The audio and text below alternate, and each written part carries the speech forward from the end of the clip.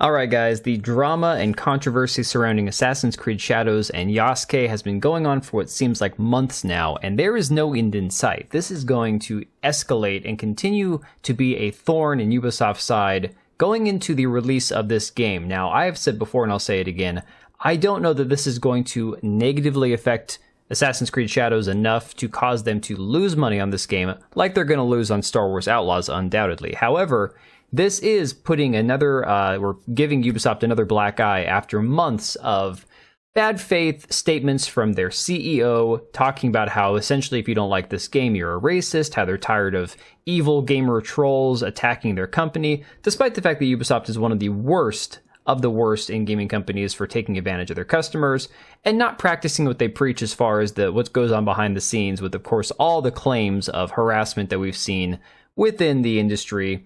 With Ubisoft over the years now. Of course, we have this article from Fandom Wire talking about how back in the beginning of July, this Assassin's Creed Shadows petition to ban the game essentially from Japan had reached an amazing, ridiculous milestone because people are sick and tired of them trying to claim historical accuracy while they're trying to revise history. And of course, the petition at this point was only at 60,000 signatures. Now it is well over 100,000, sitting at 103,308 signatures as of today, with the goal of 150,000 as the next milestone goal.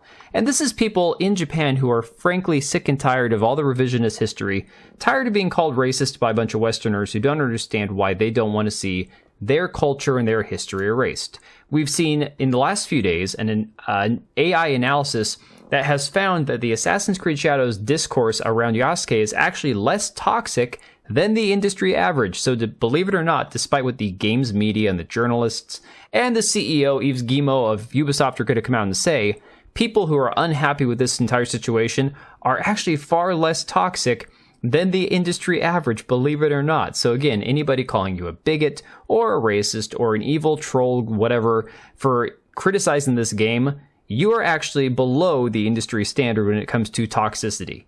Now we're also seeing reports about apparently this game is supposed to be historically accurate again. So despite the fact that we all were criticizing it for being historically inaccurate, and everyone's saying, well, Assassin's Creed Shadows has never been historically accurate, it's always taken liberties, now we have the Assassin's Creed Shadows lead producer, Carl Onay, I believe his name is pronounced, doubling down on the game's commitment to be authentic as possible. So these guys are, at this point, frankly, speaking out of both sides of their mouth. They are lying just as much as they possibly can, doubling down, backpedaling and then doubling down some more. This article from That Park Place says Assassin's Creed Shadows lead producer Carl Onay doubled down on Ubisoft's previous claims that the game is committed to historical accuracy despite being trashed by gamers for its lack of historical accuracy. And then, of course, like I said, the shills come out and say, oh no, this was never meant to be historically accurate. These games have always been fantasy.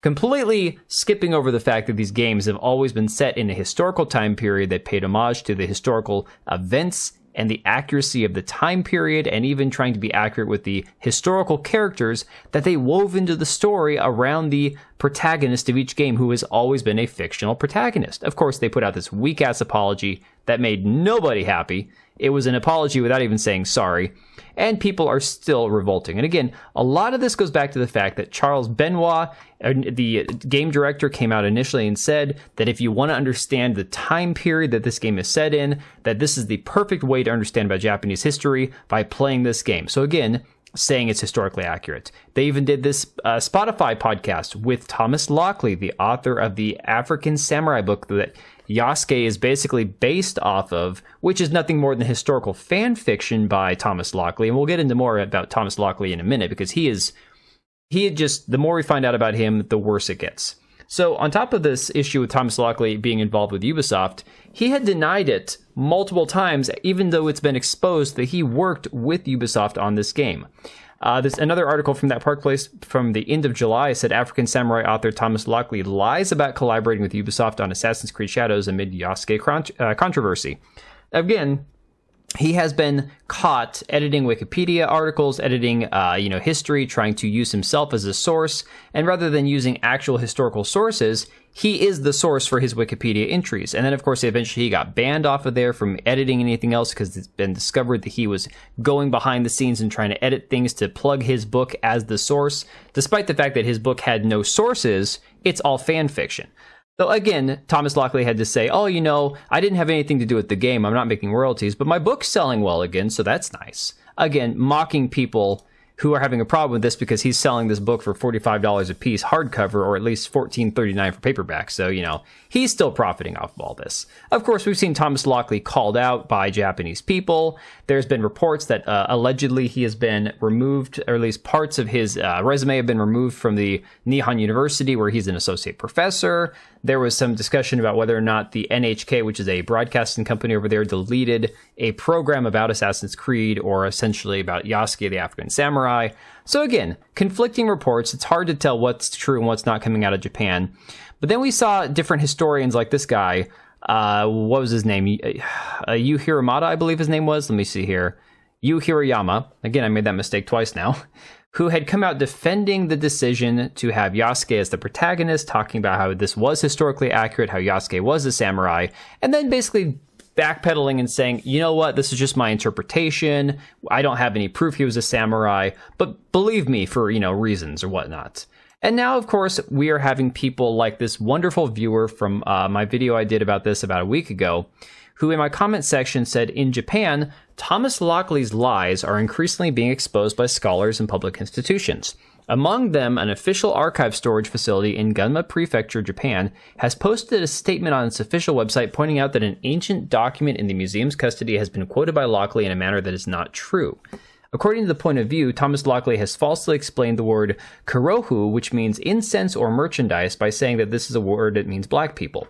He introduced the statement that incense was traded in Japan to the rest of the world by remaking it into a false statement that black slaves were traded. His explanation that black slaves were all the rage in feudal Japan is a big lie. And of course, I don't know if there are some translation errors or whatnot. I don't know if this is word for word what this person intended to say, because I've seen that they have left comments in Japanese before. But kudos on them for pointing me in this direction, because I did some digging. And this Gunma Prefecture is actually a district, a governmental body in Japan of this region called Gunma. And it's actually, you can see on this map, it's a very large region near the center of Japan, just north of Tokyo. And it's a beautiful area, absolutely fantastic to look at. It has a lot of tourism. And the crazy thing about it is it's been in existence for almost about 150 years now, and it occupies a region known as the Kozuki province, I believe is the pronunciation on this, which is a province that dates back to the 5th century. So this is a very, very storied, very historically ancient, I would say, borderline ancient part of Japan. And the crazy thing about it is this website, the Gunma Prefecture website, which is as I believe, government website, because it is the official website for this prefecture, has this archive. And this is what he pointed me in the direction of. You go on this page here, all the way down to question 12 in the archives, okay? So just hang with me here, guys, for a second. This is very important. This person asked, I heard that an old document in the Gunma Prefectural Archives contains a reference to a person called Kurohu, who is thought to be a black person. Is this true? The response says, in the number 1 of the Kurima family documents, letter from Kato Kiyomasa, dated unknown, addressed to Shimakawa Matezaman and others, the word Kurohu appears in a description related to Toyotomi Hideyoshi's invasion of Korea. In Black Samurai, Yasuke, the African samurai who served Nobunaga, which was again the program that allegedly was removed from NHK BS 4K, on March 30th, 2021, Nihon University Associate Professor Lockley Thomas stated that the Kurohu mentioned in this document may be the successor to Yasuke, the black warrior who served Oda Nobunaga. First of all, the archives had never recognized this Kurohu as a black person, and were surprised by Mr. Thomas's remarks. In fact, regardless of whether this Kurohu was Yasuke, there has long been a view that he was black, from a reference from Nakajima Rakusho from the late 16th century Kyushu trade in Southeastern Asia, Historical Studies Journal. However, at this point in time, it only appears in one place in this document, so it is difficult to make a definitive conclusion. For example, the word Kurohu appears in the Tale of Genji, meaning black fragrance or pasteurized incense, and appears frequently in Japanese classics. Some members of the staff have also expressed the opinion that when reading the documents of the National Diet Library, it would be more natural to see the description as referring to an object, not a person. Based on the above, the view of the staff of the National Diet Library's archive section is that it is difficult to immediately conclude that Kurohu refers to a black person at this time. So once again, we have Thomas Lockley, who chose to interpret a word either out of malevolence or ignorance incorrectly, and decided that Kurohu meant black man rather than blackened incense or some sort of merchandise. And this ties directly into the fact that a lot of Japanese people are bothered by Thomas Lockley's inference that black people became all the rage when it came to the slave trade, which is really fascinating because the Japanese actually banned slave trade domestically in 1590, I do believe, and by the end of the late 1600s, they had ceased to trade slaves at all. And what's weird about that is, I believe Yasuke didn't even arrive until the late 1500s. So again, the implication is that Yasuke was the first of many black men, black slaves that came to Japan and became part of the black slave trade of Japan. Again, something that has made many Japanese people very upset, rightfully so. I don't think that anybody should be putting up with another culture, another person from some other part of the world making claims out of mistranslations and then applying it to the entire race of Japanese people, saying, oh yeah, see this one word here? By twisting this one word's meaning, I'm going to say everybody in Japan was involved in like some sort of black slave trade or something. It's absolutely crazy how deep this rabbit hole goes, but I'm going to leave it right there, guys. I'm going to get an article written about this to go with the video. Hopefully have that out by first thing in the morning. Let me know your thoughts on all this. This has gotten really out of hand. It's more than just, again, this is not just discussion about a video game. This is discussion about revisionist history over Japanese culture. And I don't know if there's an end in sight. I think this is going to continue to go on and on until this game is released and probably in the following years after. So let me know what you think about this in the comments down below, and I will catch you guys later. All right, and if you made it this far, thank you so much for watching the video. Thank you for being here. I do have two channels, Minimal Effort Podcast, as well as my gaming channel. I do have a Twitch and Kick for my gaming channel. We do live streams over there occasionally, maybe once a week. And then if you are in the market for a new PC, make sure to check out Meta PCs. Click the link I have down below. Use code TBO at checkout for a special discount. Thanks again for watching, and I'll see you next time.